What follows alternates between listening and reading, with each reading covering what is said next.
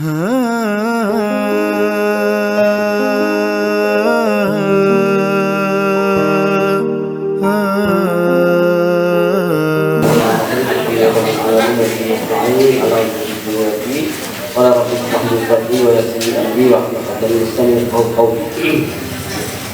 billahi minasyaitonir rajim.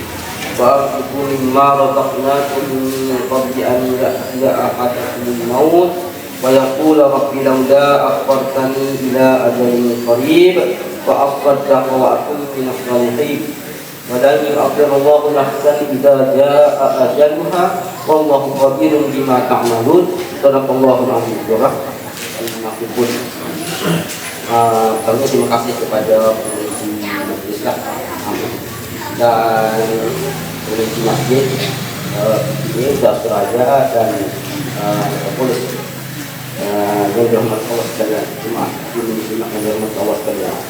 Syukurlah kita kepada Allah Subhanahu Wa Taala dapat berkumpul pada petang ini. Mau dekat berbuka sudah nih.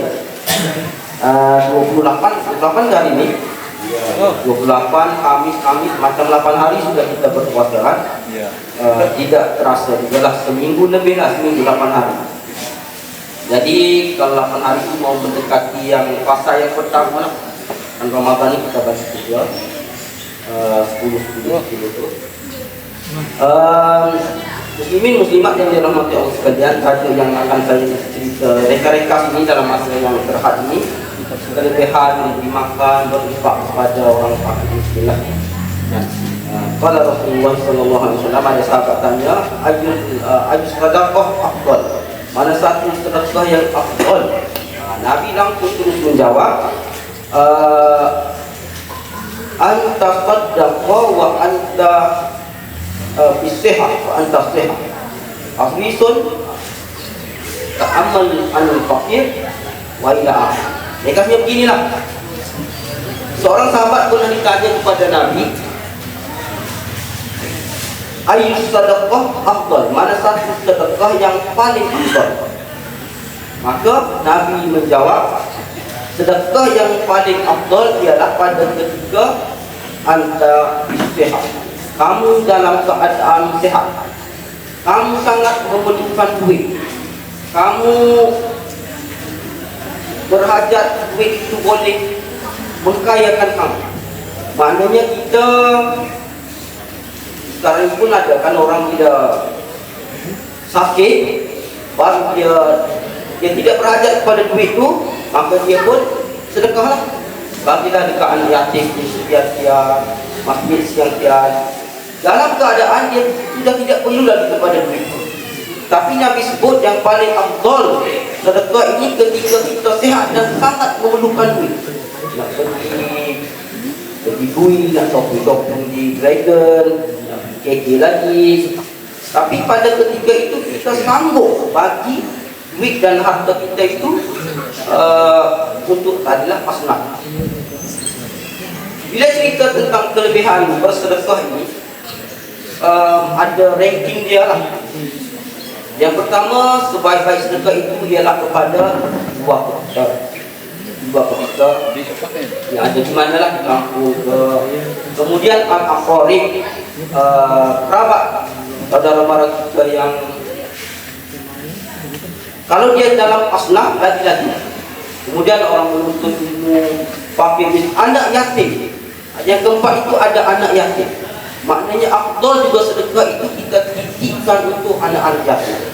Sebab dalam masyarakat kita ini ada yang kehilangan bapa ini takdir bukan minta oleh anak itu sendiri, tetapi kita nampak kepayahan bila tempat bergantung dia itu tiada. Anak yatim yang terakhir itu fakir miskin lah. Orang fakir miskin dia ada beza juga lah. Fakir ini lebih miskin daripada miskin. Jadi kita bagi itu kepada mereka sangat memerlukan, dan pada ketika itu dia harta ini kita ibadat satu, kita masuk surga ini dengan dua je, hablum minallah wa hablum minan nas. Hablum minallah ini kita solat puasa macam kita sekarang lah. Kemudian hablum minan nas, ada ulama berpandangan hablum minan nas ini lebih menjamin surga seseorang itu berbanding dengan hablum minallah. Ada, kalau tuan-tuan pernah dengar cerita dalam kitab Al-Tabari, ini zaman masa Bani Israel, dari mereka saja ni. Ada seorang lelaki ini, dia beribadat 60 tahun. Lama ni 60 tahun tidak berbuat maksiat, fokus berkhalwat, ibadat semata-mata kepada Allah Subhanahu Wa Taala. 60 tahun ni, lepas 60 tahun dia macam keluar dari kalang kapal di kurang, dia jumpa, goda oleh seorang perempuan. 60 tahun tidak tengok siapa-siapa, ada perempuan, goda pula dia. Akhirnya tewaslah, terlanjur dia, maka terlanjurlah dia. Maka dia ni orang bagus, lelaki soleh, bagus. Bila dia berbuat salah dan dosa, memang akan kembali kepada Allah Subhanahu Wa Taala. Menyesal, memang menyesal dia tak lalu makan, tak lalu tidur. Ketika dia nak makan 2 keping roti, ada seorang datang, wahai saudaraku, bolehkah bagi tak makan ni berapa hari itu? Maka dia pun tak lalu makan, kan mengenang dosa dia.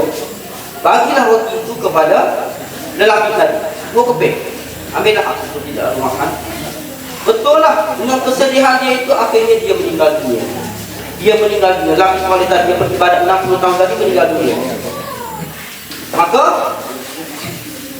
dia saksikan, tengok di mizan timbangan amal itu, bila bawa amalan dia 60 tahun, bila bawa dosa zina dia, ternyata berat lagi dosa zina. Yang dia ibadat 60 tahun itu ringan berbanding dengan dosa zina yang dia buat.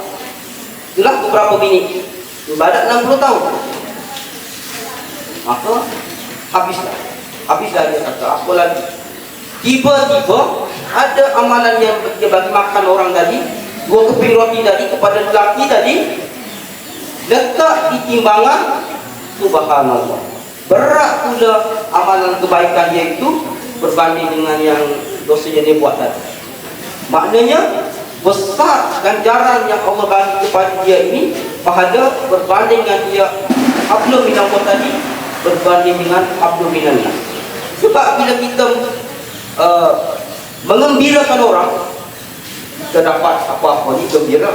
Hatta sehingga disebut seorang raja yang semua ada keperluan dia, semua dia mahu ada, tapi bila diberi hadiah, dia akan gembira. Kita sangat memerlukan diberi sesuatu, maka sangat gembira lagi. Jadi hablum minan nas ini, dia ada rangkaian dia. Mungkin lelaki tadi dengan 2 keping roti yang dia dapat, dia ada kekuatan, dia beribadah kepada Allah Subhanahu Wa Taala, dia cari nafkah untuk anak isteri dia, ataupun mungkin dia bagi kepada orang lain, boleh sama-sama beribadat. Jadi rangkaian itu banyak berbanding dengan kita ibadat kita kepada Allah Subhanahu Wa Taala semata-mata. Jadi besar ganjaran pada orang yang boleh berinfak, bersedekah kepada akhlaknya. Kelebihannya saya sebut 3 je lah.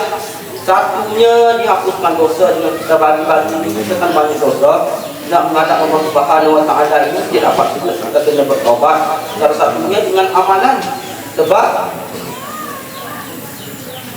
amal al-hasanat yudhibnas sayyi'at, akan menghapuskan kejahatan. Antaranya sedekah. Sedekah ini boleh menghapuskan dosa kita. Mudah-mudahan. Kemudian dapat pahala untuk meraih surga. Itu ada satu surga.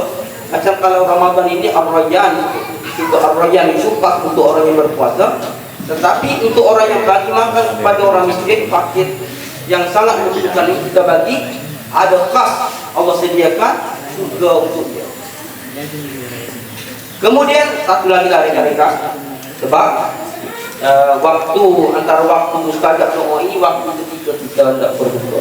Jadi saya berhenti dalam 5 minit lagi, dalam 2-4 minit kita doa lah dengan bagus untuk kita rebut. Dia ada waktu dia. Waktu afdal Ramadan ini 1 bulan, waktunya 3 malam, dan ketika bagi orang yang berpuasa sehingga dia berbuka. Dekat-dekat nak berbuka itu antara waktu yang paling mustajab untuk Allah. Jadi kita ambil kesempatan ini. Jadi tadi dihapuskan dosa, diberi pahala, naik darjat dan keberkatan. Ini sebenarnya orang yang bersedekah baru dia nampak, dia mampu. Tengok, kalau kita tak buat, kita tak nampak sebenarnya. Ambil contoh siapa? Ebidiu. Ebidiu ni terkenal, semua orang tahu dia banyaklah.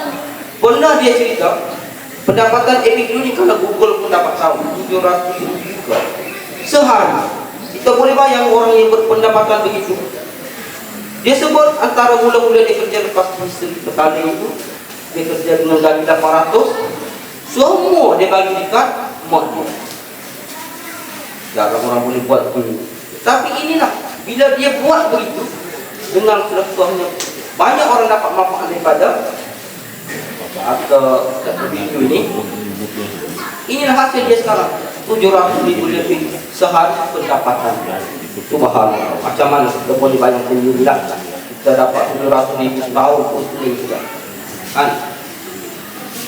Jadi itu antara kelebihan besar sangat bagi orang yang membelanjakan infak. Kemudian yang terakhir sekali, ayat yang saya baca tadi, ini Allah ceritakan dalam Al-Quran ketika kita sakaratul maut.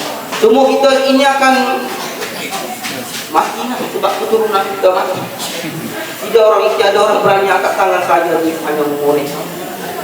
Tapi akanlah Allah cerita bila nak mati ni, manusia akan pohon kepada Allah Subhanahu Wa Taala, minta tangguh ajal sebab nak buat satu kebaikan saja. Fa as-saddaqa, dia nak bersedekah. Fa as-saddaqa wa aku minal qaliin, dan jadi orang baik-baik. Kemudian Allah sebut wala yu'akhirullah, Allah sekali-kali tidak akan menangguhkan ajal seseorang itu. Wala yu'akhirullah nafsan idza jaa ajaluha wallahu khabirun bima ta'malun. Kalau Allah tangguh pun mungkin kurang juga. Jadi dan tidak sekali-kali orang yang sakaratul maut itu, yang nyawa dia sudah ditenggorokan, Allah tangguhkan ajal dia. Dia sebut dia nak bersedekah. Dan kita ni bila sampai pada ketika itu, kita ingat harta kita banyak dan kita tidak boleh manfaat pun harta kita itu.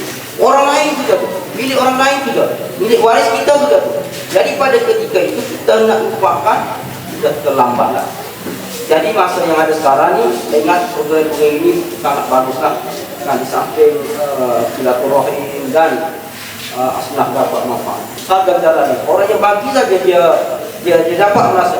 Di samping kebersihan harta dia, kita kadang-kadang cari harta kita itu ada yang tak jelas, ada yang sikit-sikit begitu kadang. Jadi untuk menunjukkan juga antara harta kita ini, kita dengan cara berinfak dan bersedekah. Jadi saya fikir sebagai kesimpulannya, selagi masa inilah ringkas, bersedekah sehingga kaya. Jangan tunggu kaya baru nak bersedekah. Tidak. Prinsip Islam bersedekah, berinfak sehingga kaya. Jangan tunggu kaya baru nak bagi-bagi. Susah nak berlaku. Itulah. Ada yang sikit bagi sikit. Yang penting ada pahala infak kita di hadapan Allah Subhanahu Wa Taala. Dan kepada manusia ini, ada orang masuk surga kerana bagi makan binatang juga ada. Bagi binatang anjing, bagi apa, kasut buat bagi minum. Ada sejarah. Ada cerita macam-macam bagi makan kucing. Ini kita bagi kepada semulia-mulia makhluk manusia. Lebih-lebih lagi menjadi betul kita di hadapan Allah Subhanahu Wa Taala. Jadi saya pikir sepada itu saja. Minta maaf jemaah sekalian. Saya ringkas tidak panjang waktu terhad ini. Jadi sepada ini saja. Aku pun hadza wa astagfirullahaladzim lakum. Wassalamualaikum warahmatullahi wabarakatuh. Kita doalah. Kan dalam 2 menit. Alhamdulillah Bismillahirrahmanirrahim. Alhamdulillahirabbil alamin hamdan yufi ni'amahu wa yudafi majidah. Ya Rabbana alhamdu kama yanbaghi li jalali sultanik. Allahumma shalli wa sallim ala sayyidina Muhammadin wa ala alihi. Allahumma rabbana zalamna anfusana wa illam taghfir lana warhamna lanakunanna minal khasirin. اللهم إنا نسألك رضاك والجنة ونعوذ بك من سخطك والنار. اللهم إنك عفو كريم تحب العفو فاعف عنا وعن والدينا وعن المؤمنين والمسلمات والمؤمنين والمؤمنات الأحياء منهم والأموات. اللهم اجعلنا في نفسك وعيادك وزوجك وإمام كامل في أوطان مريض وجبار عنيد وفي عين وفي قلب وفي شر الشر إنك على كل شيء قدير. اللهم تمنا بالعافية والسلامة وحققنا بالتقوى والاستقامة وأعذنا من موجبات الندامة في الحال والمآل إنك سميع قريب مجيب الدعوات وقاضي الحاجات. ربنا آتنا في الدنيا حسنة وفي الآخرة حسنة وقنا عذاب النار. وصلى الله على خير خلقه على سيدنا محمد النبي الأمي وعلى آله وصحبه وسلم. سبحان ربك رب العزة عما يصفون وسلام على المرسلين والحمد لله رب العالمين.